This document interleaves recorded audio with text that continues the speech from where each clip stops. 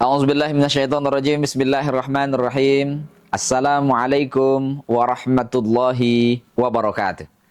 Alhamdulillah, alhamdulillahilladzi hadana lihadza wa ma kunna linahtadiya laula an hadanallah.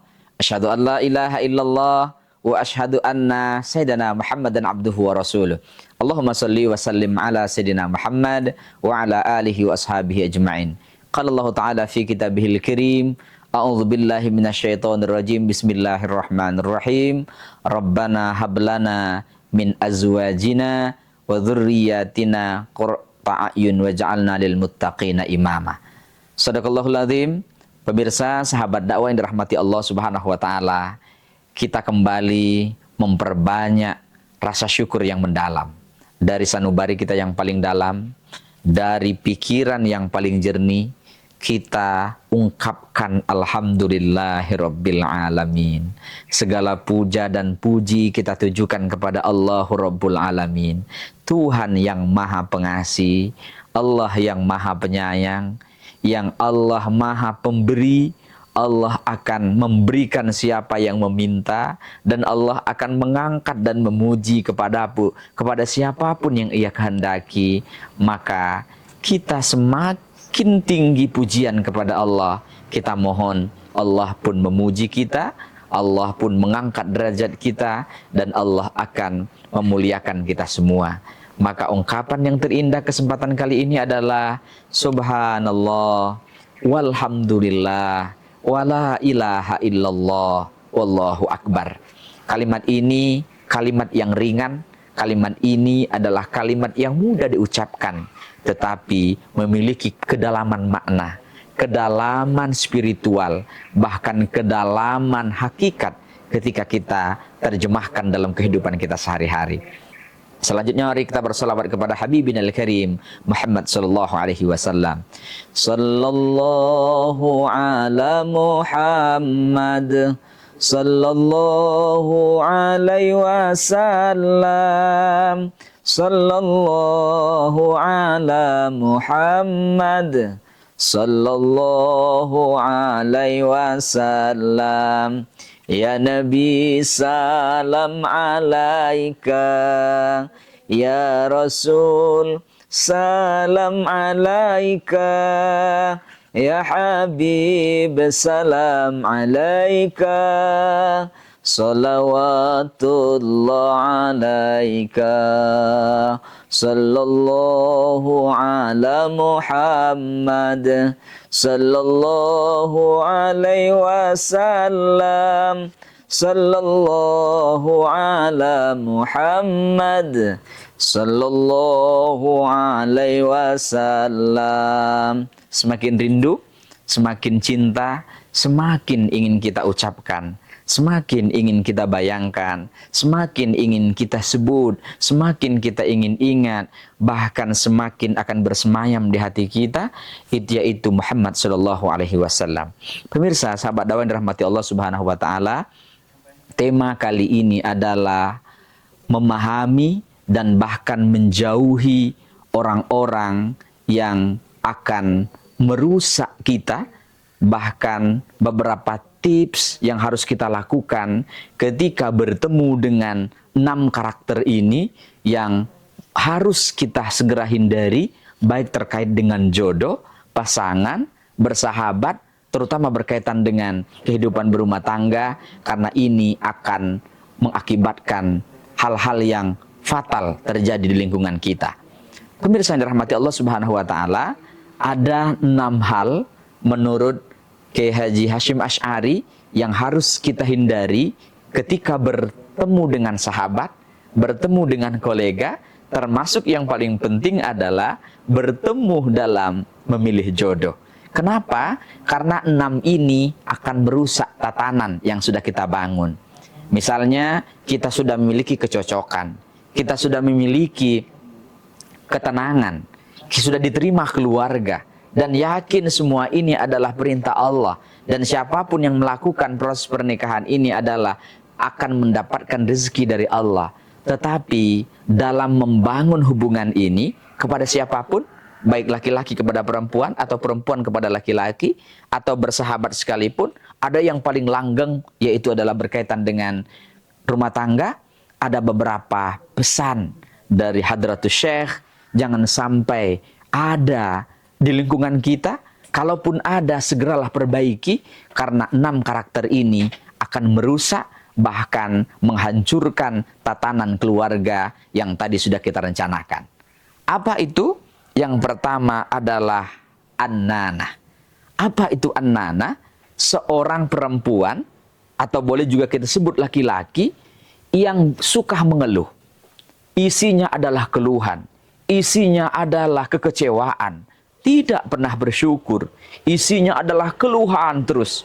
Apalagi suasana hari ini, boleh jadi sebanyak apapun nikmat yang dia terima, sebanyak apapun kebahagiaan dari pasangannya, dia tidak pernah merasa nyaman, tidak pernah bersyukur, sehingga an-nanah, dia selalu mengeluh. Bahkan mohon maaf, keluhan-keluhannya itu sampai diekspos kepada orang lain, boleh jadi disampaikan kepada orang lain, bahkan boleh jadi sampai kepada media sosial misalnya, dan ini akan merusak tatanan. Kenapa demikian? Karena ternyata semua hubungan-hubungan baik yang sudah kita bangun, ketika keluhan yang muncul, maka ini akan mengakibatkan kesalahpahaman satu sama lain, mengakibatkan kesalahpahaman, sehingga kita tidak akan pernah puas, kita tidak akan pernah merasa aman, karena memang selama dia manusia, selama dia makhluk Allah, itu pasti memiliki kekurangan. Selama dia adalah hamba Allah, pasti memiliki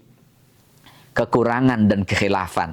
Oleh karenanya, kalaupun ada persoalan, keluhkanlah kepada Allah Subhanahu wa Ta'ala. Kalaupun harus kita berdialog kepada yang bersangkutan, keluhkanlah secara baik, karena ketika keluhan itu semakin banyak dan memuncak, dan akan meretakkan hubungan satu sama lain.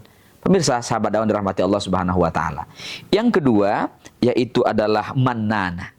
Mananah ini adalah mengungkit-ungkit, seolah-olah dia yang paling berjasa, sementara pasangannya tidak berjasa. Dia selalu mengungkit-ungkit persoalan-persoalan sepele, kemudian yang mengungkapkan sehingga merendahkan orang lain pasangannya. Siapapun dari kita, ini bisa kita terapkan di kantor kita, diterapkan di sekolah kita, di kampus kita, atau masyarakat kita. Bahkan yang terkecil adalah keluarga kita. Kalau isinya adalah mengungkit-ungkit keburukan, yang dia ungkit adalah keburukan, dan selalu ingin menang, merasa menang, bahkan ini berada di atas orang lain, yang diungkit adalah orang lain, dan ingin merendahkan orang lain, maka ini akan mencelakai, akan merusak tatanan hubungan yang sudah kita bangun, baik di lingkungan keluarga, ataupun pasangan suami istri, ataupun apapun yang terjadi, ketika yang muncul adalah mananah, selalu mengungkit-ungkit persoalan-persoalan sepele, persoalan-persoalan sederhana, ketika diungkit-ungkit, terus diungkit-ungkit, bahkan yang dibenarkan adalah selalu membenarkan dirinya, kemudian selalu menyalahkan pasangannya, ini tentu akan merusak tatanan.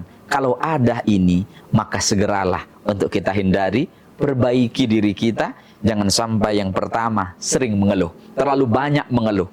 Yang kedua adalah mengungkit-ungkit hal-hal yang sederhana, kemudian ingin selalu menang sendiri. Kemudian yang ketiga, apa yang disebut dengan hanana. Hanana adalah membanding-bandingkan. Pemirsa yang dirahmati Allah, semua orang punya kelebihan, semua orang punya kekurangan, semua orang memiliki keunikan, semua orang punya kelebihan masing-masing. Karenanya, kita dalam berpasangan, termasuk berkolega, bersahabat dimanapun kita berada, jangan pernah selalu membanding-bandingkan. Berbandingan boleh dalam kadar tertentu untuk menjadi motivasi. Tapi membandingkan pasangan kepada orang lain, ini pasti tidak nyaman. Banyak persoalan, banyak konflik, banyak persoalan-persoalan keluarga karena membandingkan. Apalagi yang dibandingkan antara tetangga dengan suaminya, antara tetangga dengan istrinya, antara si A dengan si B, atau ada persoalan-persoalan yang sangat ideal, membandingkan dengan artis A, membandingkan dengan keluarga B yang ideal. Tentu ini juga tidak sepadan.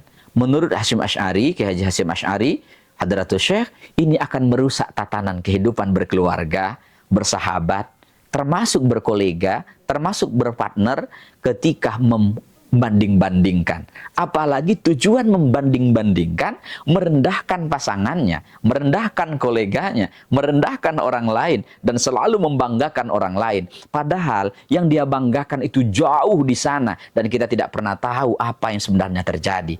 Tapi yang dia banggakan adalah orang lain, tidak pernah memberikan apresiasi, tidak pernah memuji, tidak pernah menghargai. Justru yang ada adalah perbandingan. Terus dia bandingkan satu sama lain. Dan ini akan merusak tatanan kehidupan kita, baik dalam berkeluarga, termasuk bermasyarakat.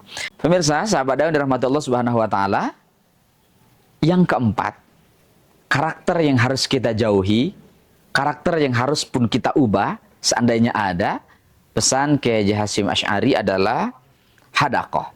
Ini adalah seorang laki-laki atau perempuan yang selalu ingin belanja, selalu ingin membeli, yang tidak penting juga dibeli, atau bahasa lainnya disebut dengan boros. Dimanapun kita berada, di kantor, di rumah tangga, bersahabat sekalipun, maka karakter ini harus kita jauhi. Kenapa? Karena ingin akan merusak sendi-sendi ekonomi. Pelit tentu tidak kita inginkan. Boros pun tidak kita anjurkan. Tetapi yang penting adalah dermawan. Kita mengambil posisi tengah di mana antara pelit dan boros yang kita butuhkan. Karena selama kita ingin menuntut kebutuhan hidup, apalagi gaya hidup, ini tentu tidak akan pernah tercukupi. Yang mampu kita lakukan adalah kita mulai buat estimasi mana yang penting, mana yang wajib, mana yang sunnah, mana yang makruh, bahkan mana yang haram kita lakukan dalam membangun hubungan. Tidak semua apa yang kita lihat mau kita beli, tidak semua apa yang kita lihat bagi orang lain untuk kita belanjakan, karena semua berdasarkan ukuran ekonomi kita masing-masing dan kebutuhan kita apa. Jangan sampai yang tidak kita butuhkan justru kita beli, kemudian sementara ada yang wajib tidak terpenuhi. Pemirsa, sahabat dakwah dirahmati Allah Subhanahu wa Ta'ala, karakter hadaqah ini, karakter boros ini, tentu juga karakter pelit pun itu tidak diinginkan dalam semua pasangan, baik berpasangan antara suami dan istri, bersahabat ataupun siapapun, karena ternyata karakter boros dan pelit ini adalah karakter yang harus kita hindari. Pemirsa, sahabat dakwah yang dirahmati Allah Subhanahu wa Ta'ala, kemudian yang berikutnya adalah yang disebut dengan barokah. Barokah ini adalah bersolek bagi perempuan berlebihan, laki-laki cuek berlebihan.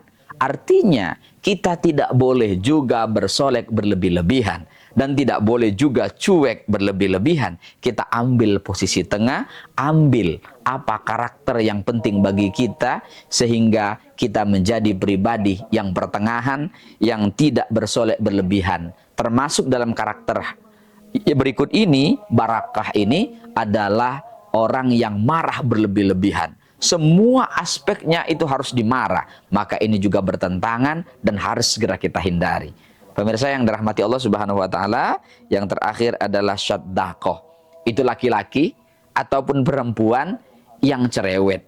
Laki-laki atau perempuan yang semuanya mau dikomentari, semuanya mau diusilin, dan ini pasti tidak menyenangkan bagi pasangannya. Maka ini yang harus juga kita hindari. Jangan semua harus kita komentari, jangan semua harus kita sampaikan. Boleh jadi ini ada yang wajib perlu kita sampaikan, ini ada yang memang hanya mubah saja kita tahan untuk tidak keluar. Dan ini akan menciderai hubungan yang sudah kita bangun antara pasangan satu sama lain, bahkan kolega kita dimanapun kita berada.